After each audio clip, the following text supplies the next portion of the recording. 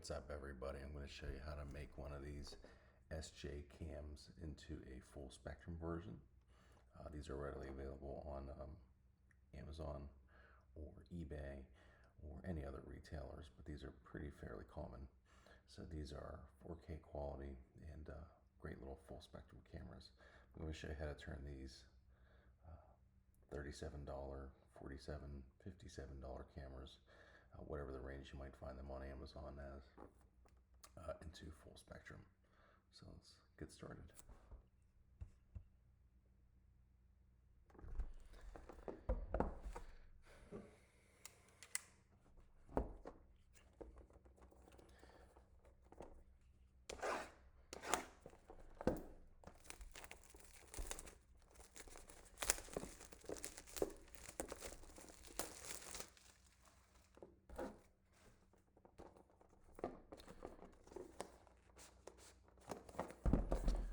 Okay, so once you have the plastic off, just slide it open.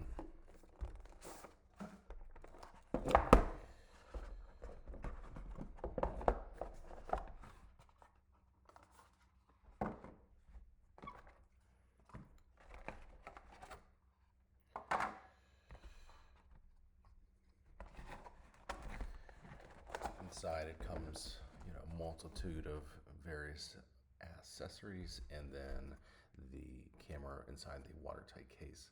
The watertight case is nice, but the nice thing about the dual screen version is it comes with a separate frame where you can actually access the accessory ports and some of the buttons a little bit easier. So I prefer that one in here, and I'll show that to you here in a little bit. But first step, take it out of the case.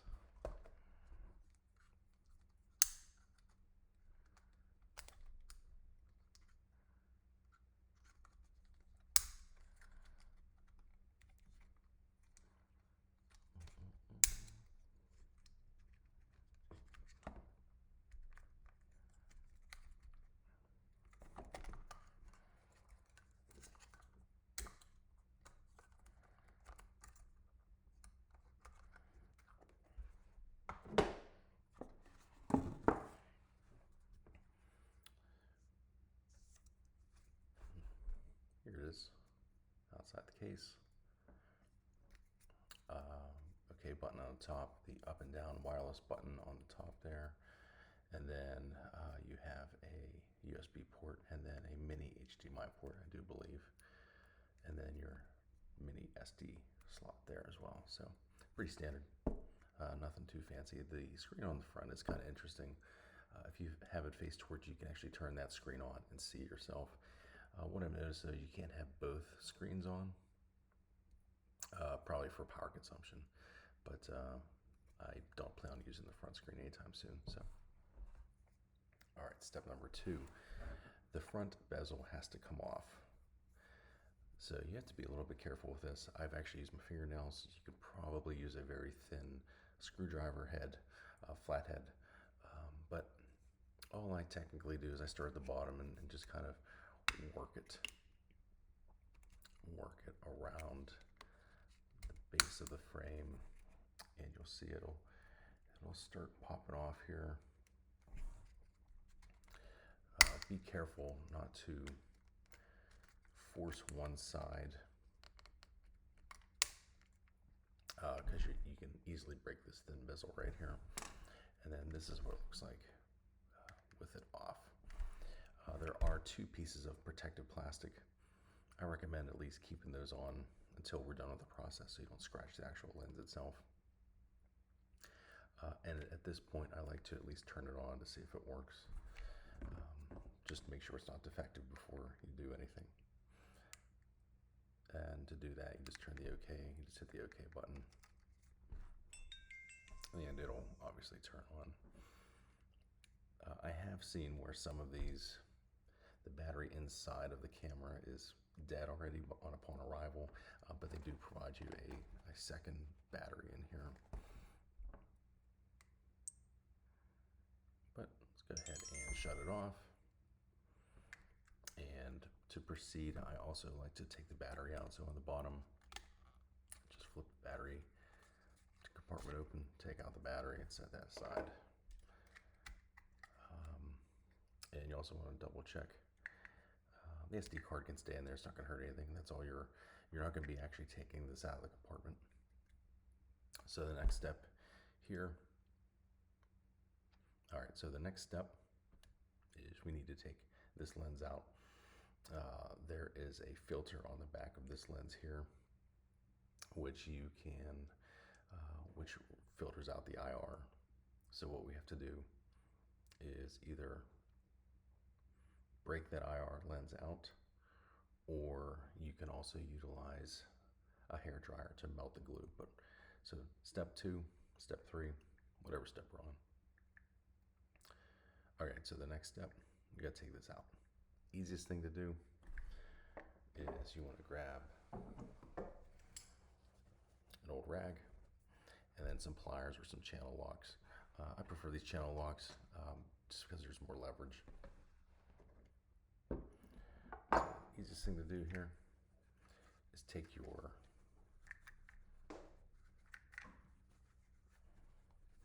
rag, make it nice and tight.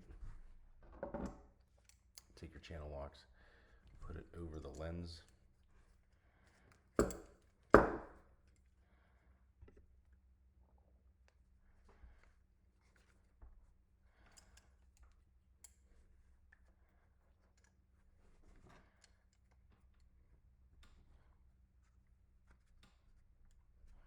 As we see here, and then just lefty-loosey. Then what will happen is you break the glue. At that point, again, just do it gently. You don't want to squeeze too hard to break any of the glass lenses, and you don't want to squeeze too far to the left. And obviously don't squeeze to the right because you're just tighten it and probably break something else. So at that point, the lens here now is easily able to be screwed off.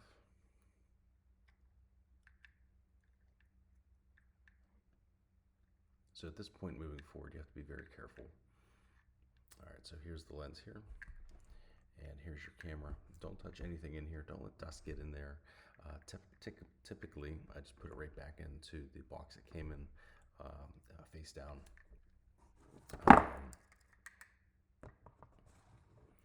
So now you're left with this here.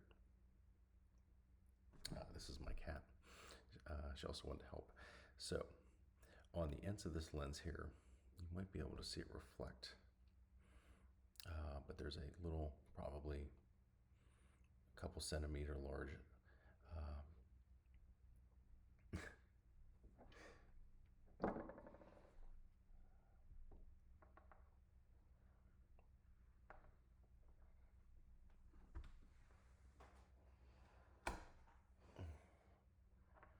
all right, so now that we have this out of the camera, again, be very careful with this. You'll see some residual glue on here. Don't worry about that. Actually, I like to keep it on there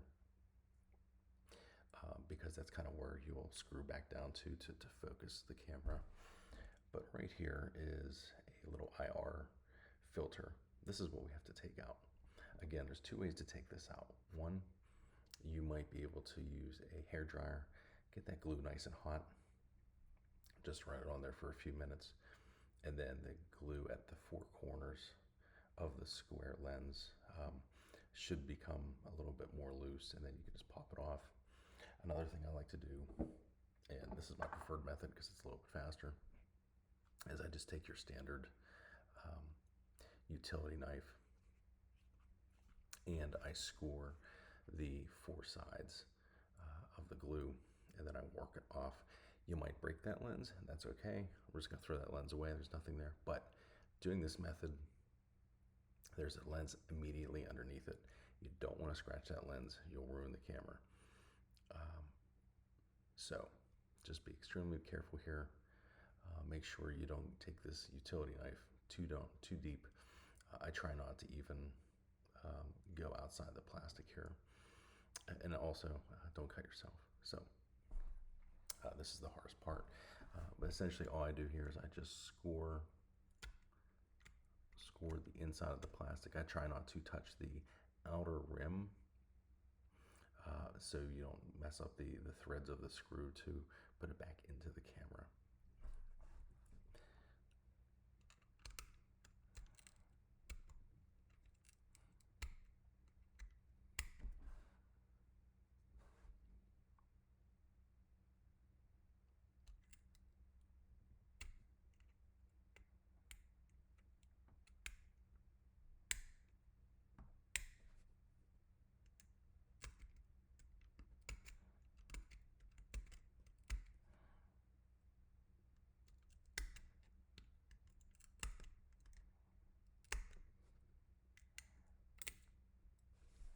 Okay, so now I scored all four sides, and you kind of want to get your utility knife right under it as well, right under the cusp of that IR filter, lift up, and it'll kind of break it in half.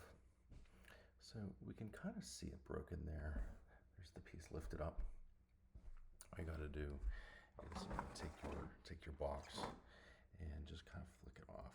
Again, make sure you don't touch the lens directly underneath it. And then I have the other half there. Again, just rinse and repeat that process.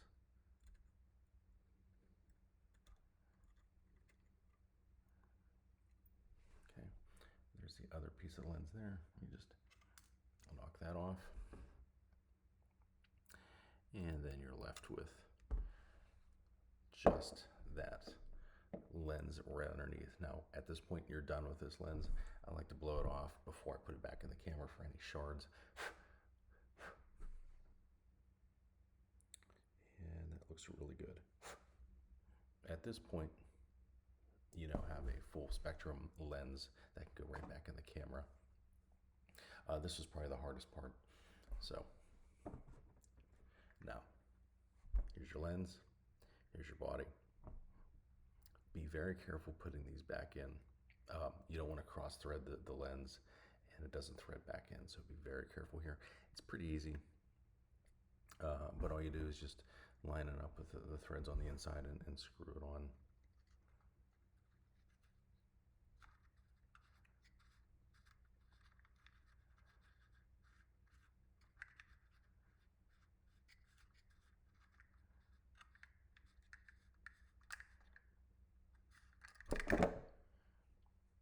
So all you got to do is take this lens, which is now full spectrum, in your body, and just screw it back in. Again, don't touch anything on the inside of the camera.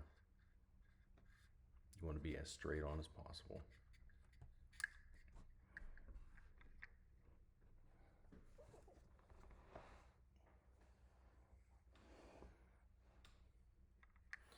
Okay.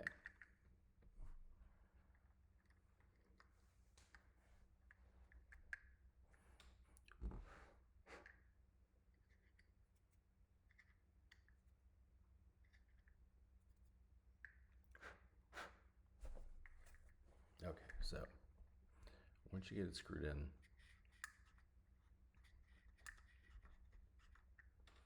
you'll start feeling it tighten. At this point, what I like to do is I actually like to put the battery back in and then turn it back on at this point. It's okay, it's safe to do it at this point. It's not going to hurt anything. So just make sure you put the battery in the correct way. And it's also nice to have the SD card in there already, because what I'm going to recommend is we need to focus this and do some test recordings to make sure it is focused properly. So let's go ahead and turn it back on. It'll turn right back on. Again, we didn't take the housing out. We didn't touch any of the electronics. All we did was play with the lens. Now, when you turn it back on, you're going to see an orange hue, and that's quite okay. That is the full spectrum. So it's going to look a little different in daylight. So you're not going to obviously use this for birthday parties. You're going to use it on investigations, maybe as an action camera with your team, or as a standard a static cam in one of the areas within the place of investigation.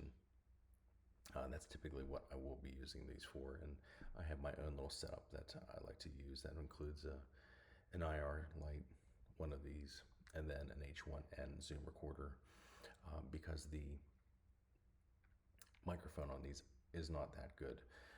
Um, I'm not sure if they sell external mics for these, but I like to accompany these with an H1N. Those are very small recorders, about the size of this here. This is an H1N. Great recording time, high quality recording. This is the smaller brother to the H4N that you've seen a lot of very famous ghost hunters use. This is just as good quality. And I also have, I put it right up against the H4N and absolutely love it. Okay, so now that it's on, you're going to want to find something in your home that you can. Okay, so now that we have this screwed back in, and we think that we screwed in just a bit, just to hook out a little tight. We want to make sure that. Okay, so now that we have this screwed back in, we put the battery back in. Come on, Link. Oh, I need to.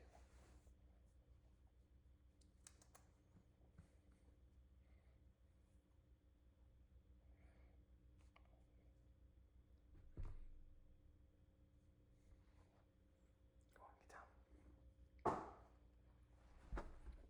Okay. All right. Now that we have this screwed back in, you want to screw it in just so it's nice and tight. But now the trick here is we want to actually make sure that the device still works. So go ahead, put the battery back in, and turn it back on. Now, you're not obviously going to see, it's going to look a little different. It's going to have an orange or reddish hue. That's because of the full spectrum. So you're obviously not going to use this for your children's birthday parties or anything along those lines. You're going to use it for investigations.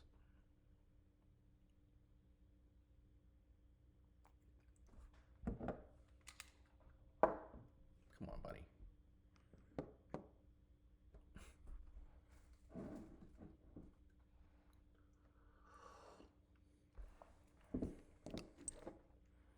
Okay, so now after you get it tightened in just a little bit, don't over tighten it. We actually want to make sure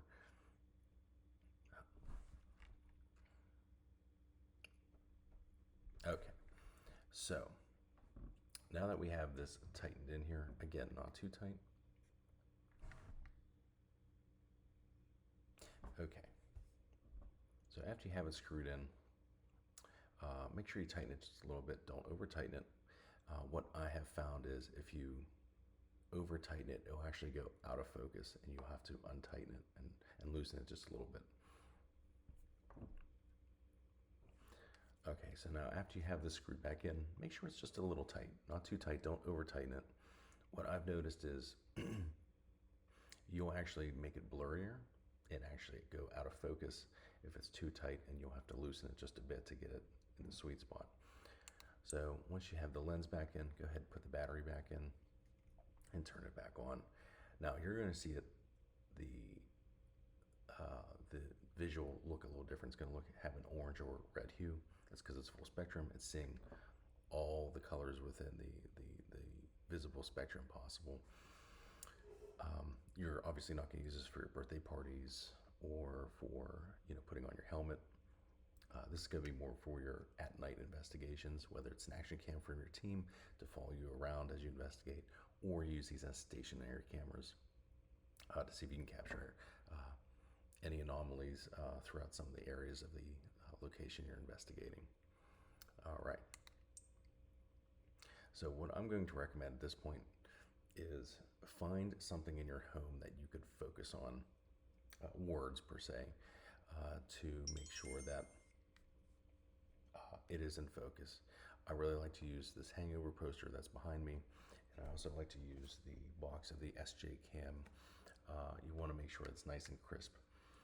Do a couple recordings, and then what I like to do is actually take those recordings and put it onto my laptop, and just to see how quality and crisp the words are before I go ahead and put this back on. And as you heard, it just turned off.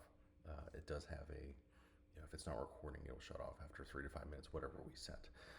But we'll talk a little bit more about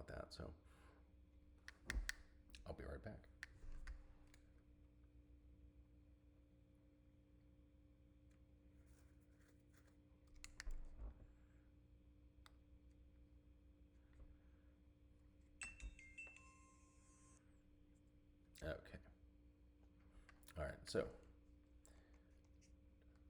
once you have this screwed back in, make sure it's nice and tight. Not too tight, don't over tighten it. It will go back out of focus if you tighten it too much. So all you have to do is loosen it at that point. All you gotta do is put the battery back in, turn it back on, and then you'll see the color on the screen be a little bit different than what it was. This is because it's full spectrum. It's seeing the full spectrum of colors now through that lens. So you're not obviously going to use this for your birthday parties or to put on your motorcycle helmet. You're going to use this for an action cam at night or for a stationary camera during your investigations to see if you capture any anomalies. What I like to do at this point is take the camera and focus it on some words or some pictures throughout my house. Just make sure how crisp it is. So I like to use this hangover poster behind me, and I also like to use this here. So all I do to focus it is I just rotate this lens with my fingers, and then I like to record a few videos on this, take the SD card out, export the videos to my laptop, make sure those words are nice and crisp before I put this lens back on. So this is technically the final step. So that's all you've got to do. I recommend doing this next. Again, just rotate this just gently. Watch it through the viewfinder. Make sure it looks nice and crisp. If it looks crisp in the viewfinder, it's probably going to look crisp on your video. So I'll be right back.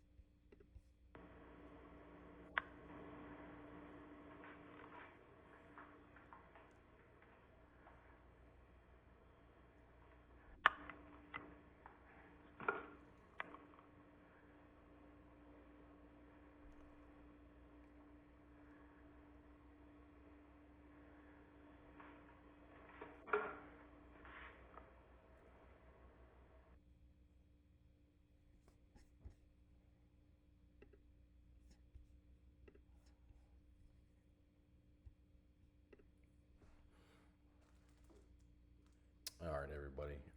This is some of the footage that you'll see out of the camera. As you can see, it's a little orange. Might have a red tint to it, and that's what it's supposed to be doing. So now the next steps are all you gotta do is, you're welcome to take the plastic off this second device. This second LCD screen if you want. I really don't. It doesn't hurt anything, and it doesn't take away the recording quality whatsoever. So my next step is, again, make sure it's turned off. And all you gotta do is take this frame, make sure the second LCD screen fits perfectly back into where it's supposed to be. Again, it just kind of moves around if you haven't noticed already. And then you just kind of pop the frame back into place.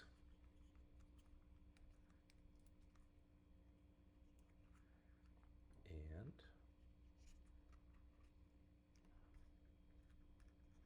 you're good to go.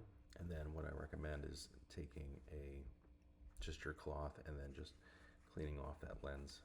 I assume the protective plastic film fell off when you were taking the R lens off, and that's quite okay. Just make sure you don't scratch anything. And there you have it. You have a fully converted SJ4000 dual screen to full spectrum. Repeat the same process for the normal SJ4000s as well. If you did not buy that with the dual screen, identical process. You just don't have the second screen, and the OK button is on the front. That's really the only difference. Okay, there is one more tip I like to share.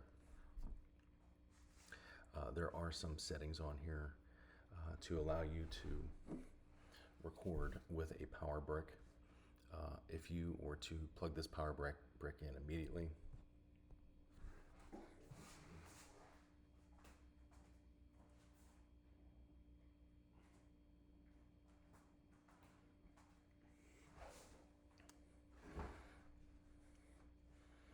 all right, so the final step is, once you get the video to what you want, here's an example of that video. It's a little orange, a little red. That's what it's going to look like. That's full spectrum for you. But you can see the copy on my hangover poster and the box and a couple other things was nice and crisp to my liking. So when you're done, all you gotta do is put the frame back on. Again, that is your final step. Just make sure that the dual screen in the front lines up with the frame. Put the frame and then snap it. Just reverse what you just did. Make sure it's all snapped together. And then I also like to just clean this off with the rag that you had, just like that. That's assuming the film fell off already as you were manipulating it and converting it. Now, one thing I do like to do is these don't run off of a power brick out of the box. You have to do that. You have to turn on what's called car mode. So one trick is put your SD card back in here.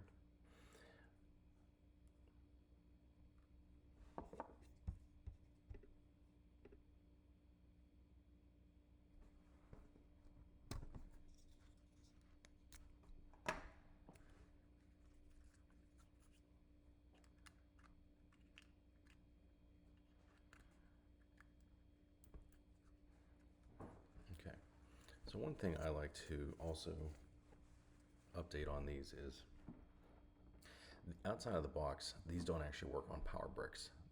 If you want to use these as a stationary camera or as an action cam. So what these come equipped with is something called car mode. So they would like you to put this in your car as a dash cam and obviously power it through your cigarette lighter or accessory lighters port. But this is pretty simple. I recommend putting that SD card back in, because getting to the option menu on the SJ4000 and 4000DS is a little bit wonky. It's a little bit difficult to get to because you have to use the up Wi-Fi button. So let's go ahead and turn it back on.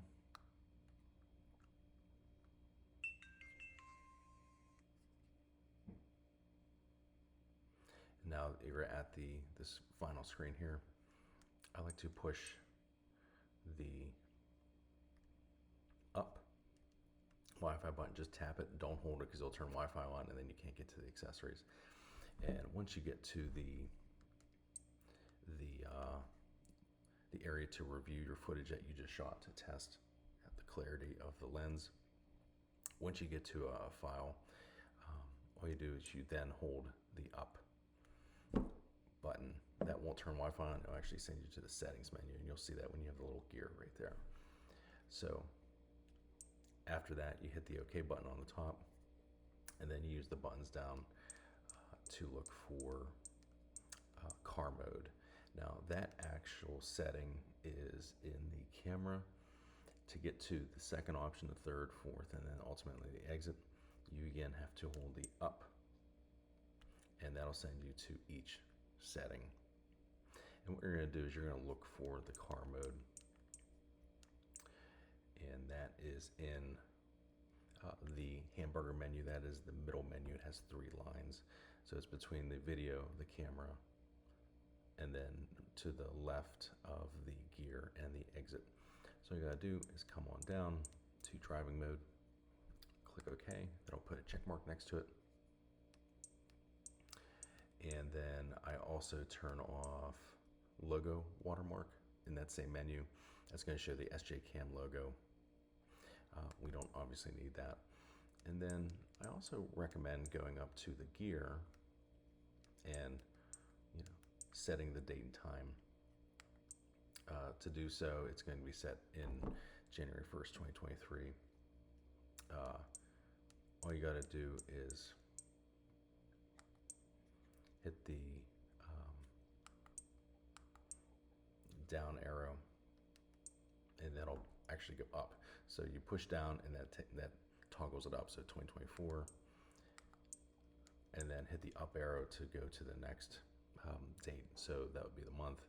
So that would be today is June.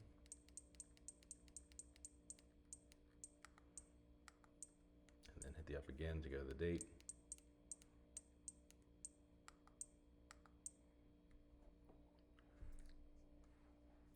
And then obviously put your time in.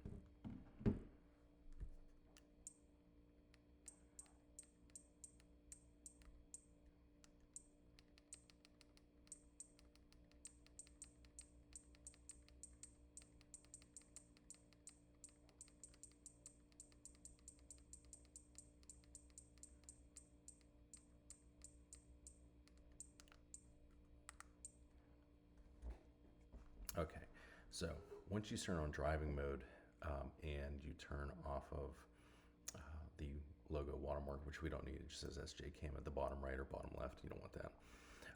Hit the up again, go to the gearbox, and then go down to date and time and hit OK. And then you're going to went ahead and set your date and time so you actually have real time stamps for any footage that you might identify. This is a little strange little menu, but hit the up arrow to skip between the dates and times, and then hit the down to actually change the date and time. So even though you're hitting down, it's actually going to go up. So it's going to start at January 1st, 2023. Just hit the down arrow in 2023, it moves up to 2024. And then to skip, just hit the up arrow, go all the way through, and then when you're done, click OK. And then to exit, just hit the up, and then press OK to exit menu. And now you have a full spectrum camera that will run off a power battery backup. Remember, you will have to pair this with an IR light, and I do recommend testing this with the IR light in a dark area. If you tested this prior to starting, you'll realize that obviously it doesn't pick up the IR light, and it just shows darkness. But now when you do pair it, you will see that light, and it'll have that purple hue, obviously. So, happy hunting. Alone in the Dark, signing out.